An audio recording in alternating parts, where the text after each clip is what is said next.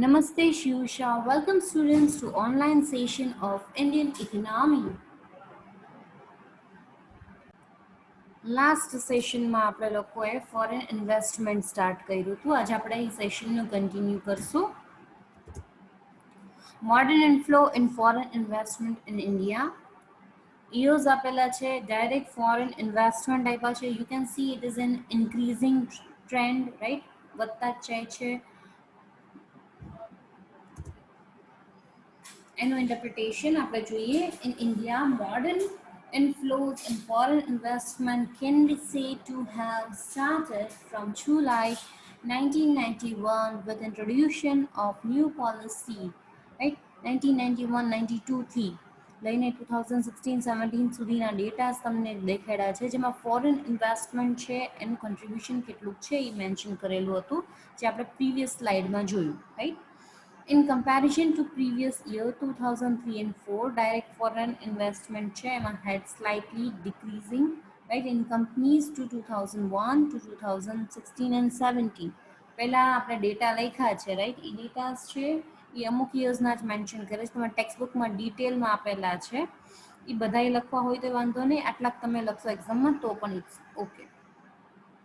In comparison to 2002 and 1 to 2016 and 17 સુધી, there has been constant increase in direct foreign investment.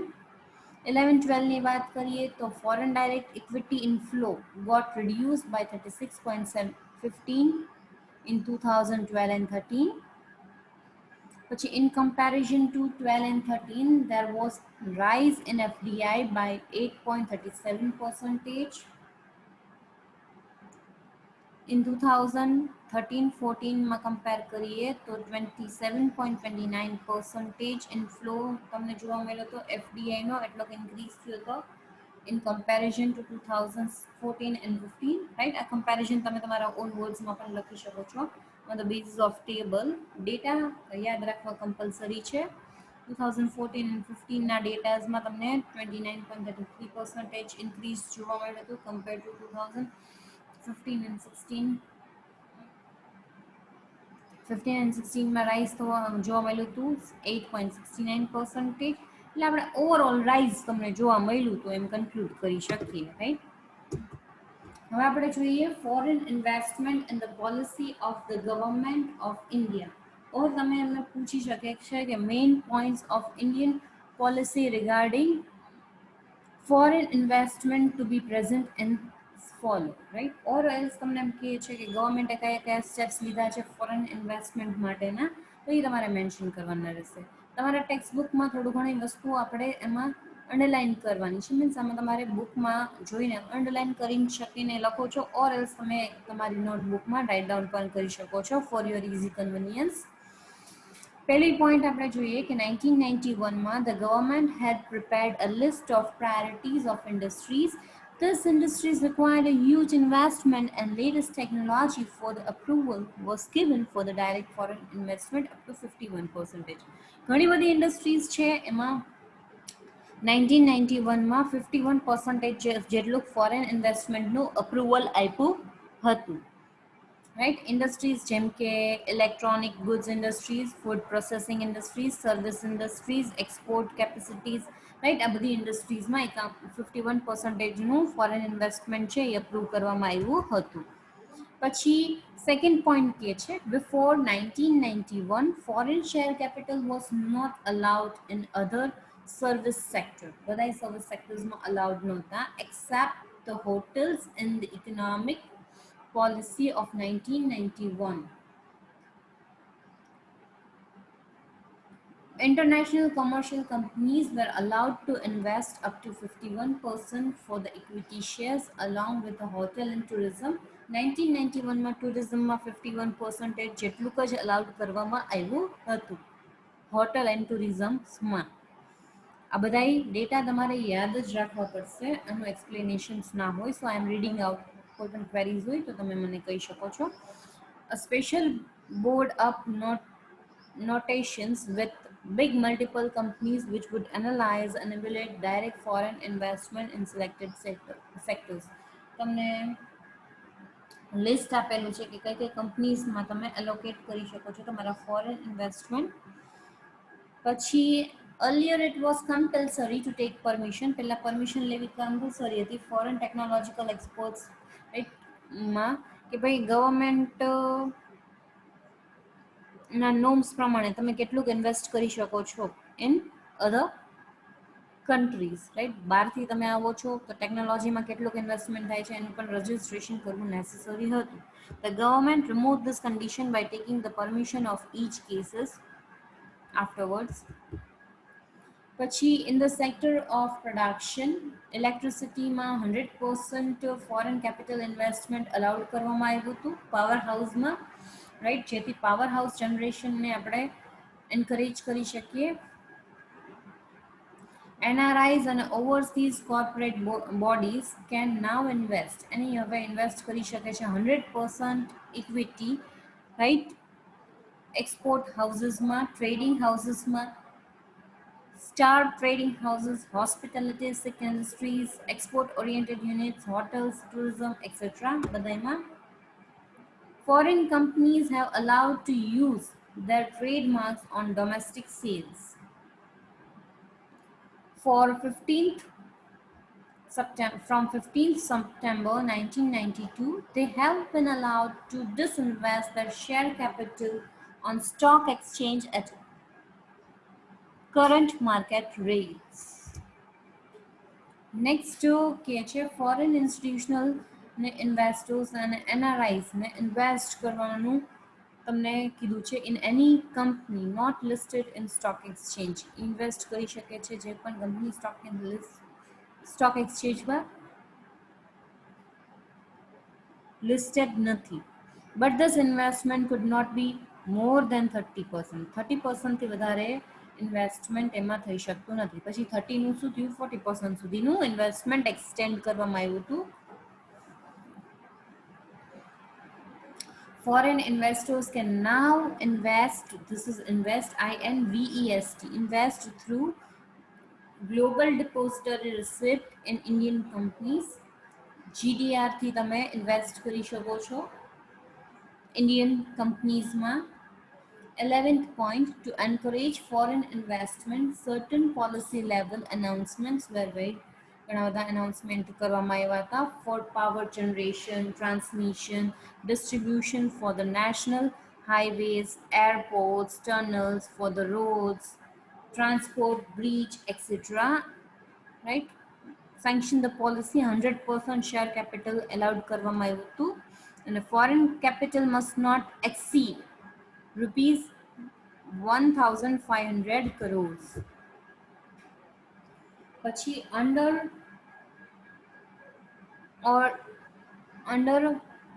ordinance announced in March 1999, the RBI sanctioned the permission to mutual fund with certain conditions that can sell their units to NRIs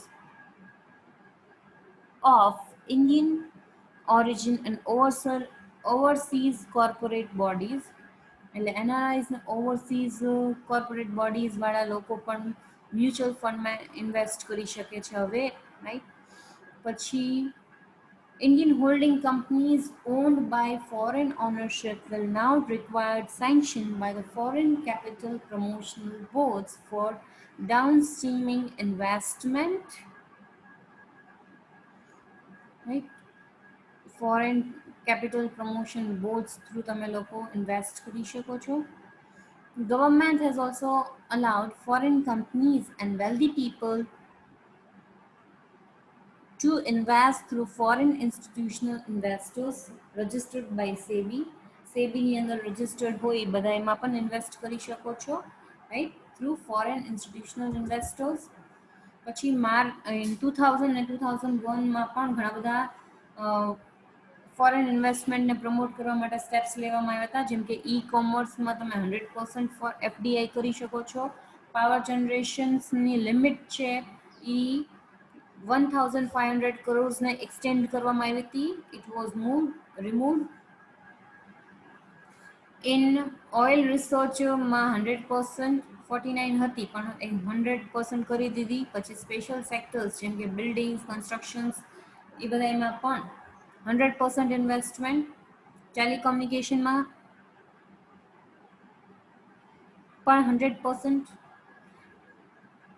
information technology, automatic sections ને બધી જગ્યાએ 100% options કરવામાં આવ્યા હતા.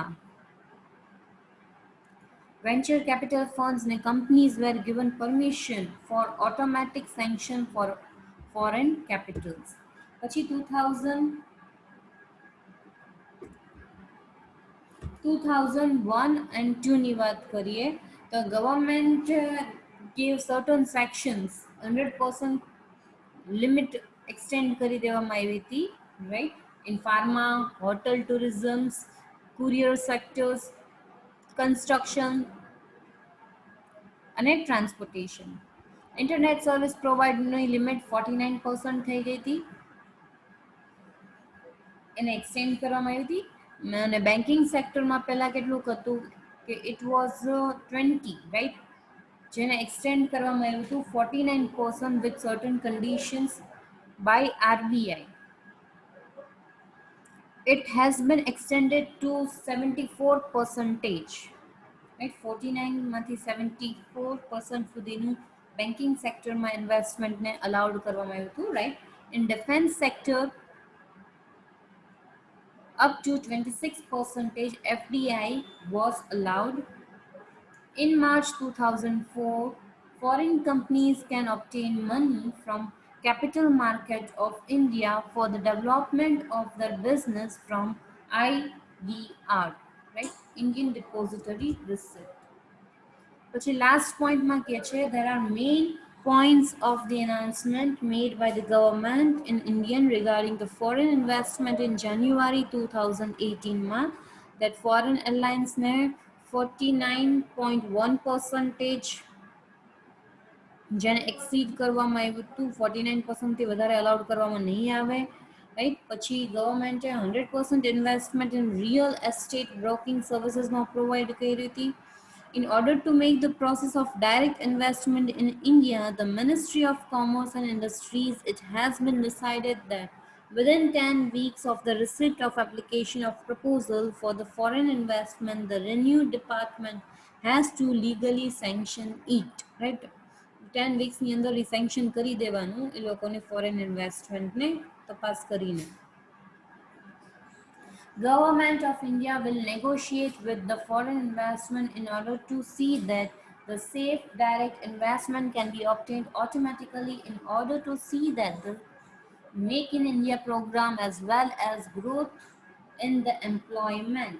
The government of India has given a permission of 100% foreign investment in single brand retailing from January 2018. India has become attractive emerging market for the global investors. Right? અહીંયા complete થાય છે.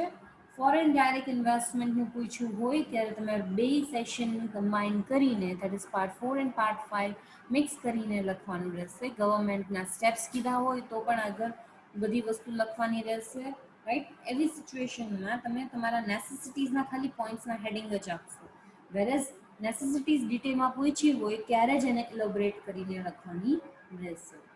Or else એમ પૂછવું હોય કે recent trend of foreign investment explain કરો, તો તમારે points નેસેસિટીઝના લખશો તો ચાલશે. અને આ બે સેશન છે એ આખું નોટ ડાઉન કરી દેવાનું. જનરલી તમને ક્વેશ્ચન વધારે પૂછે છે explain the foreign investment and modern trends of foreign investment in India, ત્યારે પણ તમારે લોકોએ ઓર એલ્સ તમને એમ પૂછવું હોય કે ગવર્મેન્ટે કયા કયા સ્ટેપ્સ લીધા છે, રાઈટ, ફોરેન ઇન્વેસ્ટમેન્ટને પ્રમોટ કરવા માટે, ત્યારે પણ આ બે વિડીયોઝના મર્જ કરીને જ આન્સર લખવાનો રહેશે. Clear? This is the 15 marks answer.